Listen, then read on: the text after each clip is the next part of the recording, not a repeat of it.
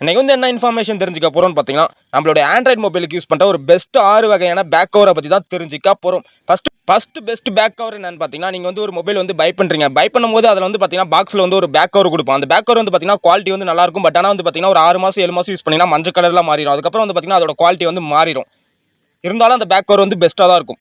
ரெண்டாவதாக இருக்க best mobile back cover என்னன்னு பார்த்தீங்கன்னா, நீங்கள் வந்து ஒரு மொபைல் வந்து பை பண்ணி வாங்குறீங்க. அந்த மொபைலுக்கு வந்து பார்த்தீங்கன்னா ஒரு நல்ல பேக் கேஸ் வாங்கணும்னு நினைக்கிறீங்க. அப்படி பேக் கேஸ் வாங்கும்போது என்னாகுன்னு பார்த்தீங்கன்னா, ஒரு ஆன்லைன் ஸ்டோரில் இல்லை ஒரு ஆஃப்லைன் ஸ்டோர்லேயே போயிட்டு ஒரு லோ காஸ்ட்டில் வந்து ஒரு பேக் கவர் வாங்குறீங்க. அப்படி வாங்கும்போது என்னாகுன்னு பார்த்தீங்கன்னா, நம்மளுடைய மொபைல் பில்டு குவாலிட்டி வந்து லோவாக இருக்கும். அப்படி லோவாக இருக்கும்போது என்னாகுன்னு பார்த்தீங்கன்னா, தெரியாமல் உங்களுக்கே தெரியாமல் ஃபோன் வந்து கீழே விழுந்தாலோ இல்லை வேறு ஏதோ டேமேஜ் ஆனாலோ அதில் வந்து பார்த்தீங்கன்னா பில்டு குவாலிட்டி வந்து பாதிக்கும். அதுக்கப்புறம் வந்து பார்த்தீங்கன்னா கேமரா பம்பும் டேமேஜ் ஆகும்.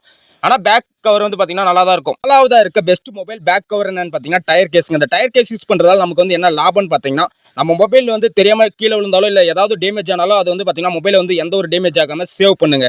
அஞ்சாவதாக இருக்க பெஸ்ட் மொபைல் பேக் கவர் என்னன்னு பார்த்தீங்கன்னா வச்சுக்கோங்களேன், இதோட பில்டு குவாலிட்டி வந்து வேறு லெவலில் இருக்குங்க. நீங்கள் வந்து ஒரு 30,000 கொடுத்து ஒரு ஆண்ட்ராய்ட் ஃபோன் வாங்கினாலும் சரி, இல்லை ஒரு 50,000 கொடுத்து ஒரு ஐஃபோன் வாங்கினாலும் சரி, அதில் வந்து பார்த்தீங்கன்னா பில்டு குவாலிட்டி வந்து லோவாக இருக்கும். ஆனால் இந்த பேக் கவர் யூஸ் பண்ணிங்கன்னா உங்களோட மொபைலோட பில்டு குவாலிட்டி வந்து வேறு லெவலில் இருக்கும். மொபைல் வந்து எந்த ஒரு டேமேஜ் இல்லாமல் சேவ் பண்ணிக்கலாம். அதுக்கப்புறம் வந்து பார்த்தீங்கன்னா நீங்கள் வந்து கேமராக்கு வந்து எந்த ஒரு லென்ஸும் ஒட்டணும் அவசியமே கிடையாதுங்க. இதில் வந்து பார்த்தீங்கன்னா கேமரா ப்ரொடெக்ஷன் வந்து கொடுத்துருக்கான். நீங்கள் வேணுன்றப்ப ஹைட் பண்ணிக்கலாம், வேணுன்றப்ப அன்ஹைட் பண்ணி உங்கள் மொபைல் கேமரா வந்து சேஃபாக யூஸ் பண்ணிக்கலாம்.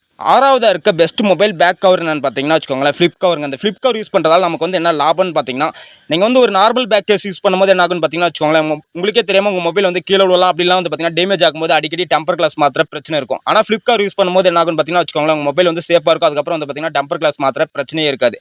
அதுக்கப்புறம் வந்து இதில் வந்து என்ன ஆப்ஷன் கொடுத்துருக்காங்கன்னு பார்த்தீங்கன்னா வச்சுக்கோங்களேன், கிரெடிட் கார்டு, டெபிட் கார்டு, அதுக்கப்புறம் வந்து பார்த்தீங்கன்னா ஆதார் கார்டு, ஓட்டர் ஐடி இதெல்லாம் வந்து பார்த்தீங்கன்னா பர்ஸில் வந்து சேவ் பண்ணி வச்சிருப்பீங்க. அப்படி வச்சிருக்கும்போது என்ன ஆகுன்னு பார்த்தீங்கன்னா வச்சுக்கோங்களேன், நீங்கள் உங்களுக்கே தெரியாமல் பர்ஸ் வந்து மிஸ் ஆகிட்டாலோ அப்படி வந்து பார்த்தீங்கன்னா பர்ஸ் வந்து மறந்துட்டு போயிட்டாலோ வந்து பார்த்தீங்கன்னா அது வந்து யூஸ் ஆகாமல் போயிடும். ஆனால் நீங்கள் வந்து பார்த்தீங்கன்னா அந்த ஃப்ளிப்கார்ட்டில் போட்டு சேவ் பண்ணி வச்சுக்கிட்டீங்கன்னா நீங்கள் வேணுன்றப்ப எடுத்து யூஸ் பண்ணிக்கலாம்.